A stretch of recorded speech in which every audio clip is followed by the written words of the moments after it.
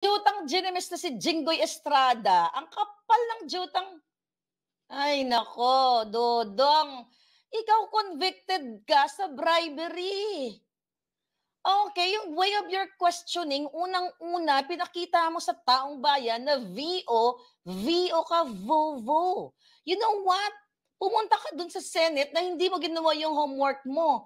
Anong sabi mo kay Morales? Oh, sinong dinadamay-damay mong tao dito? Oh, nisindak mo, ganyan-ganyan. Eh, siya nga ka pala ito, the highest level. Putang ina, sabi ko, alam mo, pwede tayong palitan 'tong mga jutang Ginemes.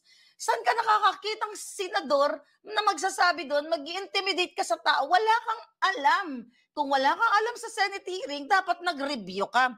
Hindi niya idinawit si Marcos Jr. at saka si Maricel na best actress do'n. Jinggoy, makinig ka, Junggoy. Okay? Anong sinasabi mo na dinadawit ni Morales? Kung ay nako, talagang bugo to the highest level. Ang sinasabi nga niya, 'di ba, na kung palibhasa, wala nga kayong alam, gusto niyo kumamkam ng pera eh. You're not there para pagsilbihan ng taong bayan.